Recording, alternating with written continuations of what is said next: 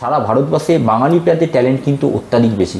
আমাদের প্লেয়ারদের জন্য একটু ডিফিকাল্ট হয়ে যায়, কারণ দেখুন প্রতিটা কোচের বিভিন্ন স্টাইল হয়। বলে একটা সুযোগ সন্ধানী স্ট্রাইকার বলতে ছিল ন্যান্টি, স্ট্রাইকার ইনস্টিংক্ট কাজ করতো। বাট ব্যারেটো আরও ডিফিকাল্ট ছিল, খেলাটা তৈরি করতে পারতো। এই সুপারস্টার ব্যাপারটা ছিল যে এই তিনটে ক্লাবের বড় বড় প্লেয়াররা মাঠে আসছে, দর্শক মাঠে যাচ্ছে একদম। এবং এখন যদি প্লেয়ারগুলোকে যদি না খেলান তাহলে মাঠে দর্শক আসবে কি করে? আজ বাঙালি প্লেয়ার আমরা কিভাবে উঠেছি, সেই সুযোগটাই মোহনবাগান ইস্টবেঙ্গল ওদের থেকে কেড়ে নিচ্ছে। নমস্কার, আমি রজত শুভ্র মুখোটি, এসএসসিএনে আপনাদের আরও একবার স্বাগত। আমরা প্রতিদিন আপনাদের দেখাচ্ছি ফিরে দেখা কলকাতা লিগ। আর এই অনুষ্ঠানে অতীতের বিখ্যাত সমস্ত ফুটবলাররা তাদের কলকাতা লিগকে ঘিরে স্মৃতি কথা আমাদের সামনে তুলে ধরছেন, আপনাদেরও নিয়ে যাচ্ছেন আপনাদের অতীত রোমন্থন করতে। আজকে আমাদের সঙ্গে আছেন এক সময়ের ময়দানের দাপুটে ডিফেন্ডার অর্ণব মণ্ডল। অর্ণব, তোমাকে আমাদের শোতে স্বাগত। Thank you. কলকাতা লিগ কি মিস করো? মিস করি, কারণ আমি কলকাতার ছেলে। যখন থেকে খেলেছি কলকাতা একদম ময়দান থেকে খেলেই বড় হয়েছি, তাই জন্য লিগটা প্রচণ্ড মিস করি। ফুটবলটাই মিস করি, যদিও খেলি, কিন্তু কম্পিটিশান তো এখন সেরকম নেই। বাট কলকাতা লিগ প্রচণ্ডভাবে মিস করি। কী ছিল মানে, what is so special about Kolkata league? একটা জিনিস ছিল যেটা খুব টানতো আমাকে, যখন চিরাগ প্রয়াগে আমি খেলেছি, যে একটা লোকাল সাপোর্টার্স, তাদের যে ভালোবাসা, তাদের আবদার, আর সেই অনুযায়ী আমাদের পারফর্ম করা মাঠে, এবং ডে বাই ডে, দিনের পর দিন পারফর্ম করা, তারা যা চাইছে সেটাকে আমাদের ডেলিভার করতে হবে, এই যে ব্যাপারগুলো। এবং সবথেকে বড় কথা, কলকাতা লিগের একটা আলাদাই চাম, যেটাকে বলি যে মানে এটা ঠিক বলে বোঝানো যাবে না, কিন্তু তাদের যে একটা প্রতিদিনকার যে জেতার ব্যাপার, যে টিমে খেলছি জিততে হবে, এই জিনিসটা খুব ছিল। যেটা প্রতিযোগিতা ছিল, কম্পিটিশান ছিল, জিততে হবে, প্রতিটা ম্যাচে প্রতিটা কম্পিটিশানই ইম্পর্টেন্ট ছিল। বাট কলকাতা লিগের ইম্পর্টেন্সটা একটু আলাদা ছিল। কলকাতা লিগ খেলাটা, আমি প্রত্যেকের সঙ্গে কথা বলছি, তারা প্রত্যেকেই বলছে যে সব 10 বছর 12 বছর বড় ক্লাবে খেলেছে, তারা বলছে কলকাতা লিগ তাদের খেলা সব থেকে টাফেস্ট টুর্নামেন্ট। তুমিও কি তাই মনে করো, এবং কেন? একদম। প্রথমত কারণ হয় কি, যখন যদি আমি ইস্টবেঙ্গলের কথা বলি, ইস্টবেঙ্গলে প্রতিটা আমরা খেলতাম ঘরের মাঠে, তো সাপোর্টার্সরা একদম ঘরের মাঠে আসতো, সেখানে জিততে হবে, এই একটা চিজ, যেটা আমি একটু আগে বললাম। কারণ আমাদের কাছে প্রথম যেটা, আমার কাছে যেটা ছিল কি, সাপোর্টার্সরা মাঠে আসে যে আর কিছু না হোক প্লেয়ারকে দেখতে এবং টিমের জয় দেখতে, এবং তারা যে হাসি মুখের মাঠে আসবে, আমাদের দায়িত্ব ছিল যে তারা যে হাসি মুখে যাতে বাড়ি ফেরে। তো এটাই একটা আমাদের কাছে একটা চ্যালেঞ্জ ছিল, যে না, এই একটা প্রেশারও আমাদের ছিল। এবং হেরে গেলে আমরা সবাই জানি কীভাবে সাপোর্টার্সরা রিয়্যাক্ট করতো। তো এই যে তাদের ডিমান্ড, তাদের চাহিদা, সেই অনুযায়ী ফুটবল খেলা, এটা সবথেকে বড় কথা কি, কলকাতা লিগ মানে লোকাল প্লেয়াররা খেলতো। এবং আমাদের কাছে এটা একটা চ্যালেঞ্জ ছিল যে আমি যে ইস্টবেঙ্গল সাইন করেছি যে টিম থেকে, এটা আমাদের কাছে একটা দেখিয়ে দেয় যে কেন ইস্টবেঙ্গল ক্লাব আমাদের সাইন করিয়েছে। আমি অন্যদের থেকে একটু বেটার বলেই আমি এই ক্লাবে জার্সি পড়েছি। এটা একটা আলাদা নিজেদের মধ্যে চ্যালেঞ্জ ছিল। আর কলকাতা লিগের মাঠের কন্ডিশন, সবাই বলে যে কাদা মাঠে খেলা, অত দর্শক, অত প্রেশার, এটা হ্যান্ডেল করা কতটা টাফ ছিল? টাফ ছিল মাঠের ব্যাপারটা বলবো। এখন যদিও কিন্তু গ্রাউন্ড কন্ডিশন অনেক ভালো হয়েছে, অনেক, যেমন কিশোর ভারতী আমরা দেখছি, সল্টলেক স্টেডিয়াম অনেক বেটার করেছে। ইস্টবেঙ্গল মোহনবাগান মাঠ তো অত্যন্ত ভালো, সারা বছর ট্রিটমেন্ট করছে, প্র্যাকটিস যেমন করে ট্রিটমেন্টও করছে। বাট বর্ষা হলে যেমন আমরা সবাই জানি যে কলকাতা মাঠে রূপ চেঞ্জ হয়, ওইখানে একটা চ্যালেঞ্জ ছিল। কাদা মাঠে অনেক টিম আটকে গেছে তাদের, কারণ অনেক টিম যেভাবে তারা ট্যাকটিক্যাল করতো, যে ডিফেন্স করবো, আটকে দেবো, বৃষ্টি পড়লে খুব ডিফিকাল্ট হয়, এটা একটা কঠিন ছিল। তারপরে যেটা বললাম যে দর্শক একদম ইস্টবেঙ্গল মাঠে কেউ তো, যে সাপোর্টার্সরা একদম ঘাড়ে চলে আসছে একদম কাছে থেকে, এই একটা চাপ কিন্তু ছিল। এবং এই চাপটা না থাকলেও আবার এটাও একটা ব্যাপার, যে ইস্টবেঙ্গল প্লেয়াররা কিন্তু খেলতে পারবে না, ফাঁকা মাঠে খেলতে পারবে না। এই চাপটা কিন্তু প্লেয়ারদের থেকে বেটারটা বার করে আনে, আবার এই চাপ অনেক প্লেয়ার নিতে পারে। বলেছো এই কথাটা, যে চাপটাই আমাকে খেলতে বাধ্য করছে। এই চাপটা যে নিতে পারে সেই ভালো প্লেয়ার। মানে এমন তোমার কোনো অভিজ্ঞতা আছে যে অনেক বড় বড় প্লেয়ার কলকাতা লিগ মানে এসে খেলতে পারেনি, বাইরে বসে আছে, খেলছে না, কলকাতা লিগের চাপে বেরিয়ে যাচ্ছে?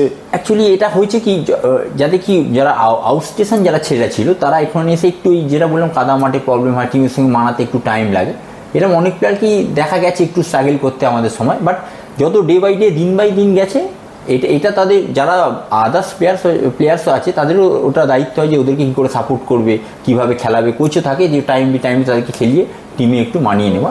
বাট এখন কলকাতা লিগ তো হচ্ছে, কলকাতা লিগ তোমার 26টা টিম খেলছে, প্রিমিয়ার ডিভিশন, 160-65টা ম্যাচ হবে, সুপার লিগ। কলকাতা লিগ কি এখন সেভাবে তার কিছুটা গুরুত্ব যদি হারিয়ে ফেলে, আবার রিভাইভ করার চেষ্টা করা হচ্ছে, কেন এমনটা মনে হয়? মাঠে কি ভিড় কমছে? না, ভিড় কমার থেকে যেটা আমি যেটাই ফিল করেছি, যেমন 8-9 যেমন চিরাগেও যখন খেলতাম, তো আমরা যখন খেলেছি আমাদের কাছে একটা ছিল চ্যালেঞ্জ ছিল, চিরাগ প্রয়াগ তথাকথিত বড় টিম হলেও সাপোর্টার বেশ নয়। কারণ দেখুন, আমি মনে করি কলকাতায় মোহনবাগান, ইস্টবেঙ্গল, মোহামেডানের বাইরে আপনি সাপোর্টার তৈরি করতে পারবেন না, এটা তো বংশগত। মোহনবাগান, ইস্টবেঙ্গল, ঘটি ভাঙাল, মোহামেডান সাপোর্টার্স তো বাড়ি থেকে জন্ম, আদার্স টিম সাপোর্টার্স জন্মাতে পারবে না। তো যখন চিরাগ প্রয়াগে খেলতাম আমাদের মেন টার্গেটই ছিল যে আমরা ইস্টবেঙ্গল, মোহনবাগান বড় টিমের সঙ্গে ভালো খেলবো, মোহামেডান যে যাদেরকে আমার দেখে, এটাই ছিল। ওই ম্যাচগুলো আলাদাভাবে আমাদের কাছে গুরুত্ব পেত, যে আমি যদি বেটার পারফর্ম করবো তাহলে কী হয়, আমরা ওদের চোখে পড়বো এবং আমাদেরকে নেক্সট ইয়ার ওরা ভালো অ্যামাউন্টে সাইন করাবে, কেরিয়ার তৈরি একদম। কারণ ফুটবলারদের কেরিয়ার আমরা জানি, যতই বলি 12-15 বছর, যদি বেটার থাকে, ইঞ্জুরি থাকলে 1 বছরে শেষ হয়ে যেতে পারে, এবং ওখান থেকে আমার ন্যাশনাল টিম আমি খেলতে সুবিধা পাবো। কারণ আমাদের যারা খেলি, জানি না অন্য প্লেয়ারে কী ছিল, আমার টার্গেট ছিল আমি যবে থেকে ভালো ফুটবল খেলছি আমি ইন্ডিয়া টিমে জার্সি গায়ে দেবো, ন্যাশনাল টিম আমি খেলবো, এটাই আমার ড্রিম ছিল, এটাই আমার টার্গেট ছিল। তো ওই দিক থেকে দেখতে গেলে তখন থেকে যদি আমি দেখি, আমি যদি 9, 10, 11, 12 সেই সময় থেকে দেখতে হয়, যখন কলকাতা লিগ হতো এবং লিগ ISL 1 ছিল, সেই টাইমে কিন্তু এই এখন যে কনসেপ্টটা চলে এসছে না লাস্ট 4-5 ইয়ার, রিজার্ভ টিম খেলাচ্ছে মোহনবাগান, ইস্টবেঙ্গল, এই ব্যাপারটা কিন্তু তখন ছিল না। তখন আমরা কলকাতা লিগ খেলেছি এবং লিগ ISL সব খেলাই আমাদের গুরুত্ব সেম ছিল।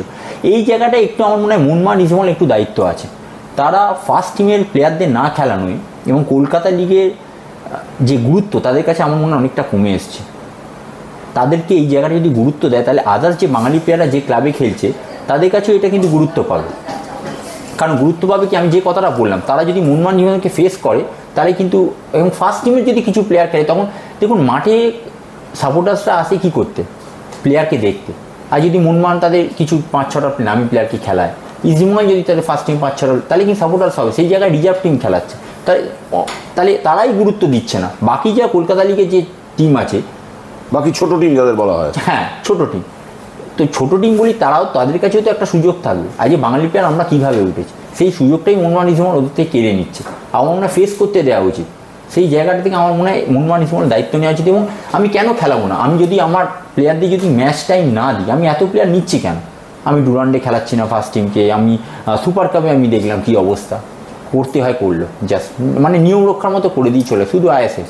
তো এই জায়গাটা আমার মনে হয় মোহনবাগান, ইস্টবেঙ্গলকে গুরুত্ব দেওয়া উচিত, তাদের ফার্স্ট টিমের কিছু প্লেয়ারকে খেলান, অ্যাটলিস্ট 4-5 প্লেয়ার্সকে খেলান। মানে আগে ছিল যে ছোট ক্লাবের প্লেয়ারগুলো দেখতো যে বড় ক্লাবের এই প্লেয়াররা আছে, তাদের দেখে বড় হচ্ছে, তাদের দেখে মাঠে যাচ্ছে দর্শকরা, এই সুপারস্টার ব্যাপারটা ছিল যে এই 3টে ক্লাবের বড় বড় প্লেয়াররা মাঠে আসছে, দর্শক মাঠে যাচ্ছে একদম, এবং ছোট ক্লাবের প্লেয়াররা সেই প্লেয়ারদের প্রতিপক্ষ হিসেবে খেলবে, নিজেকে প্রমাণ করার তাগিদ ছিল, এই গোটা সিস্টেমটাই ছিল একটা। একদম, আমি যেটা বলছি না, তখন সে রিয়েলাইজ করবে যে আমার সঙ্গে ওরা কোথায় এগিয়ে, ও তো বুঝতেই পারছে না।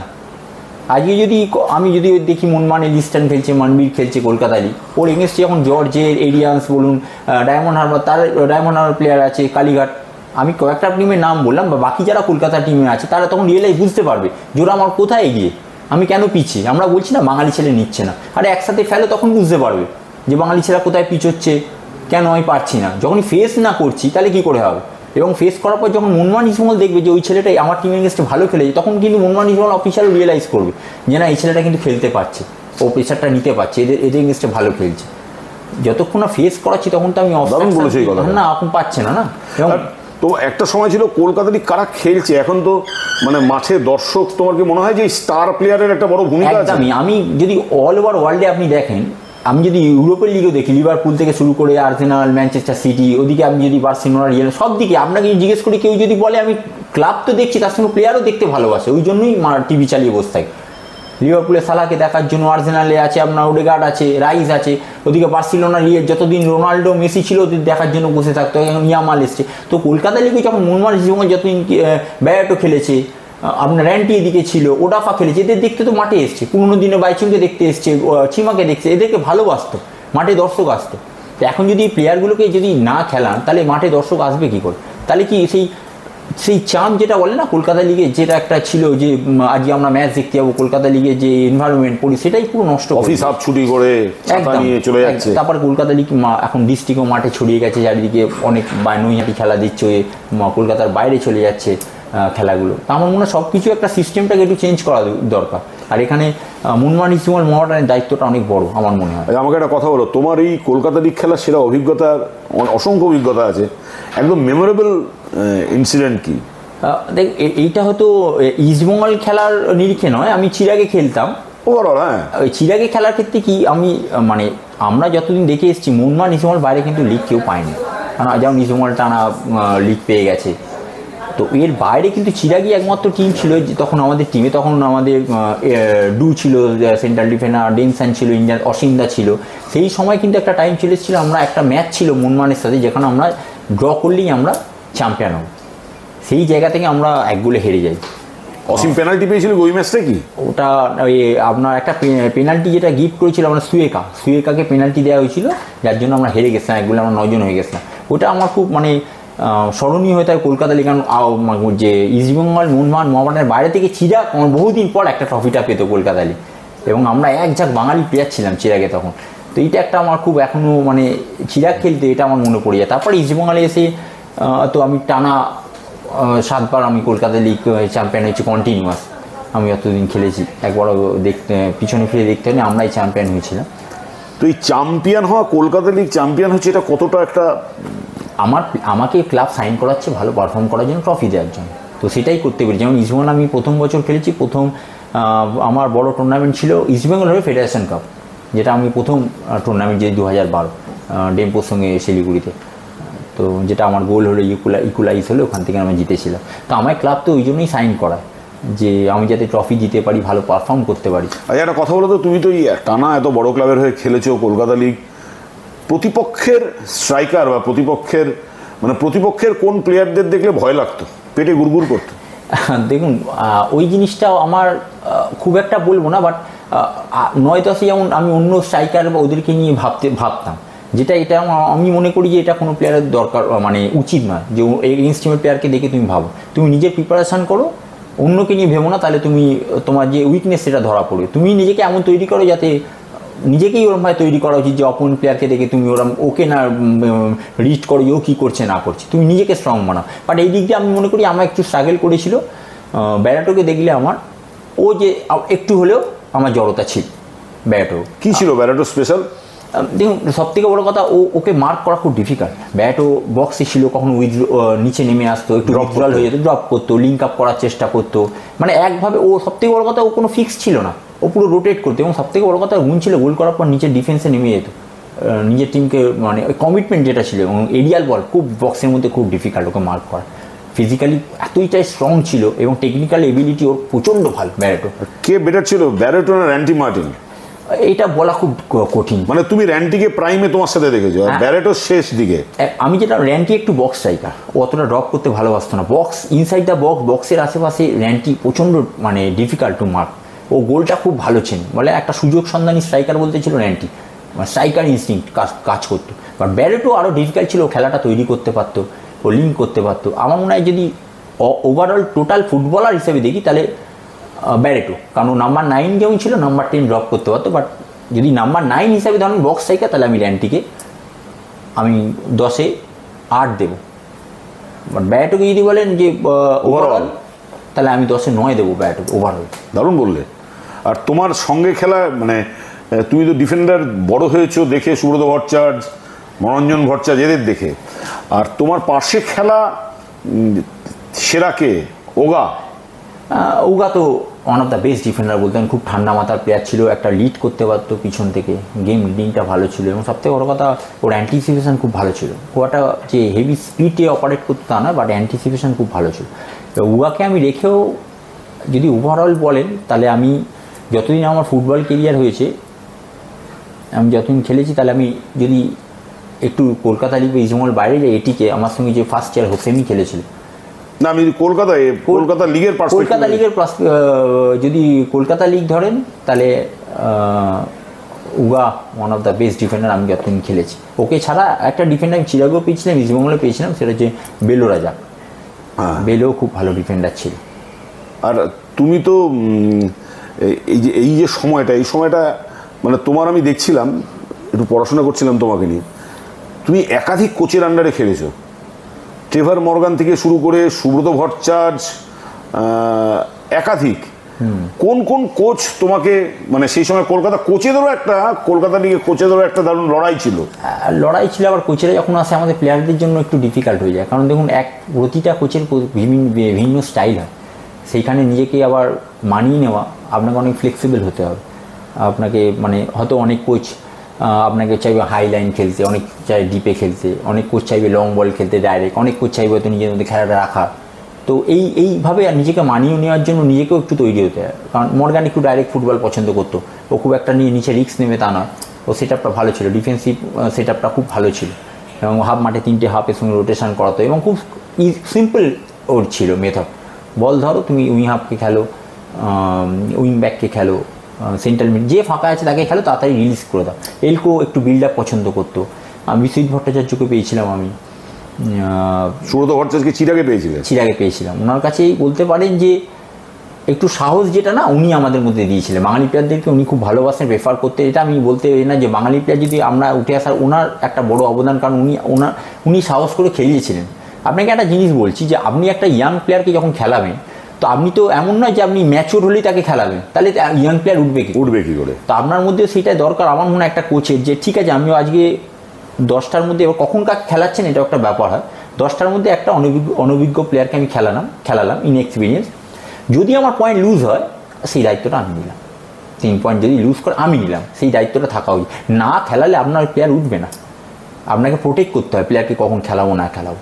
তো আমার মনে হয় এই জিনিসটা সুব্রত ভট্টাচার্য আমাদের মধ্যে দেখিয়েছিলেন। সেই সময় আমি খেলেছিলাম, কিংসুক ছিল, মনমানে গেল, অনেক বাঙালি প্লেয়ার উঠেছিল সেই সময়। আচ্ছা, আমার শেষের দিকে চলে এসেছি, যে কলকাতা ফুটবল একসময় ছিল ভারতের ফুটবলার তৈরির কারখানা, নিঃসন্দেহে ভারতের মানে টাফেস্ট টুর্নামেন্ট। সেই ব্যাপারটা তোমাকে কতটা মানে এখন মানে একটা কোনো দুঃখের জায়গা আছে যে কলকাতা? হ্যাঁ, একদমই। কারণ যখন আমরা ন্যাশনাল টিমে একটা টেবিলে বসতাম, না আমি বসে আছি, আমার সঙ্গে মেহতাবদা ছিল, প্রীতম ছিল, প্রণয় ছিল, নারায়ণ ছিল, রফিক ছিল, অনেক নাম। তো তারপরে দেখছি এই নামগুলো নেই, এখন সুভাষিস একমাত্র আছে, আর কোনো বাঙালি প্লেয়ার নেই। তো এবার বলতে পারেন যে এটা বাঙালি প্লেয়ারদের দোষ কি আমাদের সিস্টেমটার দোষ তাদের মধ্যে পড়ে গেছে যে তারা উঠে আসছে না?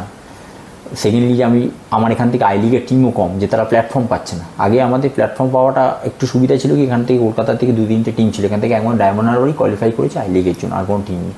তো এইটা একটা ব্যাপার সিস্টেমের মধ্যে পড়ে গেছে, ছেলেগুলো যেখানে সুযোগ পাচ্ছে না। আইএসএল ছাড়া তাদের কাছে আর মানে যে টপ টুর্নামেন্ট যেটা বলবো অল ইন্ডিয়া, আইএসএল ছাড়া তাদের কাছে টাইম আর কোথাও দেখানোর কলকাতা লিগ তো কে দেখছে এখন। তারপরে এজেন্টের একটা ব্যাপার আছে যে স্কাউট করছে, কারণ তাদের উপরে অনেকটা ডিপেন্ড করছে, মাঠে ঘুরে ঘুরে কটা প্লেয়ার, কোচের অত টাইম নেই ঘুরে ঘুরে।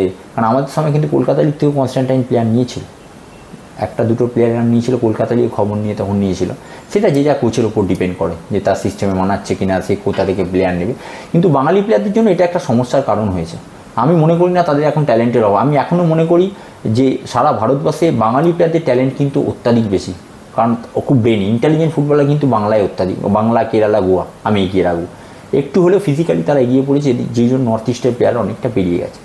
তারা অনেক ওয়ার্ক রেট করছে, রান করছে, এবং অল ওভার ইন্ডিয়া তাদের সুযোগটা অনেক বেশি হয়ে গেছে। তো এই জায়গা থেকে আমার মনে হয় যদি আই লিগে যদি আরও 1-2 টিম আরও এক্সট্রা হয় কলকাতা থেকে, তাহলে আরও প্ল্যাটফর্ম পাবে, তাহলে সুবিধা হবে কলকাতা লিগ থেকে। এবং মনমান হিসেবে হলে আমার মনে হয় যে কোচেরা যদি একটু কলকাতা লিগটাকেও দেখে, এখান থেকে যদি 2-3টে ছেলেকে নিতে সাহস পায় যে ঠিক আছে আমি রাখবো, আমি খেলানোর চেষ্টা করবো, তা আমার মনে হয় ভালো হবে বাঙালি প্লেয়ারদের জন্য।